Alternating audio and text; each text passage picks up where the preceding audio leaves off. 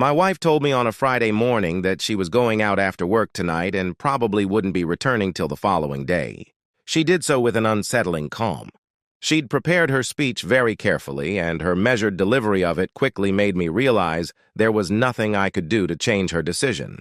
She assured me that she still loved me, but her gaze had developed a distant, wandering look.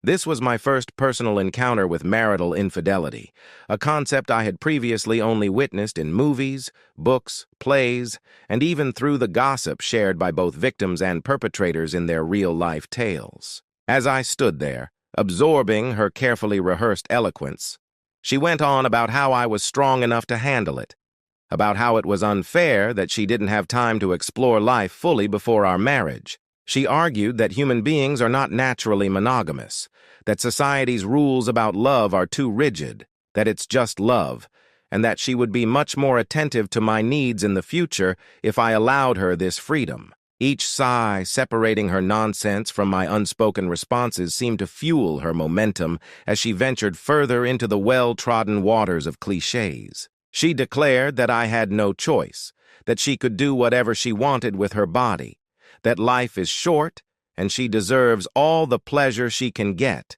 and that she has the right to explore different colors, shapes, and tastes.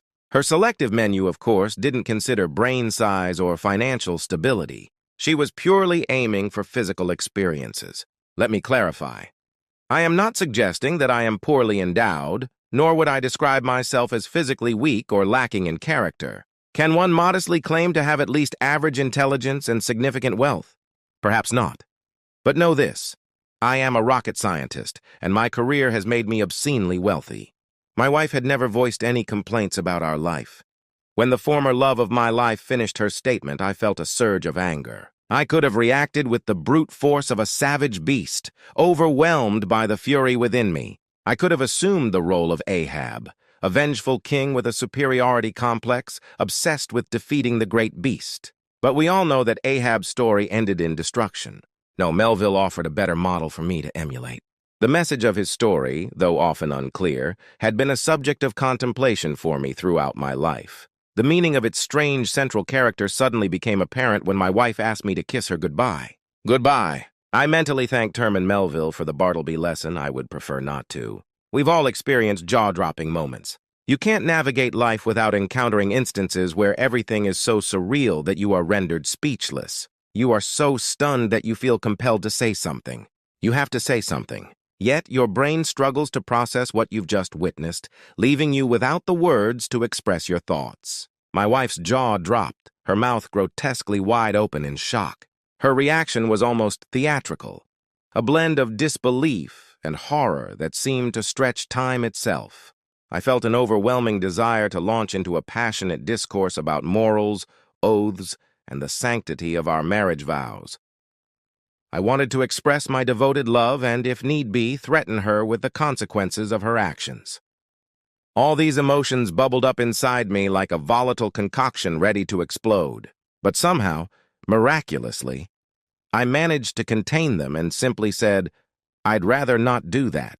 Often, people possess a power that is underestimated and rarely considered a strength, the gift of self-control. There is great strength in maintaining control, and in that moment I found solace in it. My simple refusal was my way of exerting control over the situation, a quiet assertion of my will. Naturally, this led to a new tirade from her.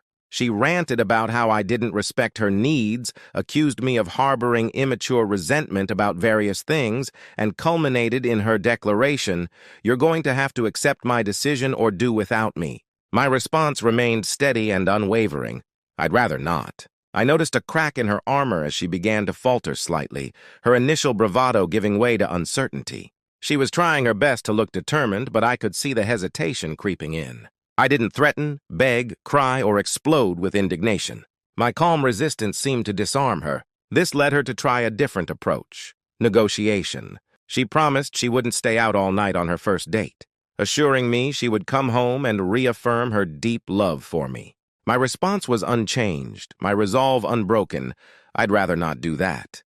This stunning phrase was like an encore to our confrontation, each repetition reinforcing its power. My wife shifted from a soft-spoken mistress to the lawyer she had once aspired to be. She attempted to use her legal expertise against me after struggling through the bar exam just as much as I had with this circumstance. The year before we were married, she took a class in law school where they all created prenuptial agreements for personal use, and I was very confident that was something she didn't remember. She had taken it very seriously at the time, and the contract was duly signed, notarized, and fully enforceable. When she launched into another tirade about how, if I wanted a divorce, she would take my house, my bank account, and even my trust fund, and end up in my house, in my bed, sleeping with whoever she wanted whenever she wanted, and that I would pay for it. My response was still simple and resolute: I'd rather not. She didn't come back that night so I could reclaim her body. She didn't come home Saturday afternoon or Saturday night. As the sun set on Sunday night, she dragged herself into the house looking like a wild animal that had just been driven onto the rocks. Her hair was disheveled, her clothes rumpled, and there was a wild, almost desperate look in her eyes. She dumped her bag on the patio next to the grill where I had a nice, sizzling ribeye cooking. The aroma of the steak mingled with the tension in the air, but I didn't even bother to look in her direction. My silence spoke volumes. Direction asterisk asterisk, I figured you'd rather not kiss me now. I continued with my task, smearing marinade on the sizzling meat and turning the corn a quarter turn, focusing on the familiar routine to keep my mind off the tension between us. Would you mind cooking one of those for me? She asked, her voice soft but edged with a hint of desperation. I'd rather not, I replied evenly, not looking up from the grill. That's right. I should have known. Are you ever going to say anything else besides I'd rather not? That gets tiresome very quickly, she snapped, frustration evident in her tone. I turned to her, ready to respond, but she cut me off. No, don't even talk about it. I'm tired. It's better if you don't do it. That's the punishment. It's going to be a long night tonight because we have to talk about it, and you're going to have to say something. Nothing. Is that really the end of it? You're going to file for divorce? Her voice wavered, and I could see the pain in her eyes. 2 years of dating in college, 3 years while I was in law school, and 2 years after that. 5 years of marriage and 7 years together, and you give that up in 2 weekends while I researched something else? I needed it. It's been eating away at me for years. I thought it was all settled when I married you. I love you and will love you forever, but I couldn't be around another guy without wondering how good he was in bed, questioning how it felt to be fixed instead of cherished. I needed to feel and understand the differences, to be the girl on the cover of a love story with a rough cowboy who does whatever he wants to her, or where the lord of the manor exercises his rights over me, a humble peasant girl. I'm sorry, but I couldn't help myself. You're a wonderful husband and a wonderful lover, but I should have tried other men. Oh, baby, I'm so sorry. Please don't just stand there in silence. Say something. I placed the steak and corn on a toasted bun, added another grilled peach on top, and finally turned to look at my wife for the first time since her return. I prefer not to do that. No, baby, don't do that. Don't be so cold to me. Yell at me, threaten me, hit me, just don't ignore me. I know I was wrong, and I'm sorry. I'll do anything for you. Just take me back. I'd rather not. Things got heated after that. No, I didn't grill her a steak, although for a moment I considered completely charring something for her. In the days that followed, she tried to talk, but every request she made was met with a quietly polite response. I'd rather not do that. She asked me what I would have preferred to do instead, to which I simply shrugged. I didn't leave the room if she tried to talk to me. I didn't ask her what had happened. You could tell she was desperate to gain my favor. The following Friday, she came home a little late, talking a mile a minute about a happy hour with her co-workers, where all she did was drink and laugh. Then she noticed there was nothing on the table and I was dressed to leave the house. What's going on? Are we going somewhere? Oh, wait, you're not taking me with you, are you? Is this really my punishment? Are you going back to my place? Her voice trembled with a mix of fear and hope. I shook my head and gave her the standard answer, I'd rather not, and left. I went out to dinner with my parents, who were in town for the weekend. I put them up at the Hilton by the river because I didn't want to involve them in our drama at home. They, of course, already knew all about it and were happy to have a wonderful evening with dinner on a river cruise. I got home at 10:30 p.m. still looking like $1,000,000. I was met by a crying wife. I said nothing as I went to bed. I have no idea what was going through her mind, but when I woke up the following morning, I could smell the food she had prepared. My wife didn't ask me any questions before speaking this time. It was a terrible night last night. I was left alone at home when you went without me. The idea of you being in town with another lady was something I couldn't shake. I felt so awful. Now I realize how you must have felt when I was gone all weekend. If I ask you a question, will you answer me honestly? Were you with another woman? Considering I've dated both of my parents and my mom is definitely a woman, I answered honestly, yes. Her face reflected mixed emotions. She now knew that I had dated another woman last night, and that filled her mind with anxiety. On the other hand, I had said something else, something new. It was a good sign. Morning routine and golf outing. I began my day with a simple breakfast, savoring the quiet moment. After finishing, I made my way to the garage to pick up my golf clubs, knowing a peaceful morning on the greens awaited me. My father, despite being in his 40s, still possessed the vigor and skill of his younger days. His swing was as powerful and precise as ever, reminiscent of his time coaching the Special Olympics and serving as the state team director. As we played, our conversation flowed freely over various topics, though we both carefully avoided the subject of my marriage. Evening preparations and unexpected encounter. I returned home just in time to shower and change into my tuxedo, preparing for an evening that promised to be significant. As I descended the stairs ready to leave, my wife intercepted me. Her eyes widened and her jaw dropped when she saw me dressed so formally. "You must be really special to get a night worthy of a tuxedo," she remarked, a mixture of surprise and hurt in her voice. I nodded, offering a small smile. "Honey, no one compares to you when you dress like that. All of our anniversary dinners have been unforgettable." She tried to maintain her composure but couldn't hide the pain in her eyes.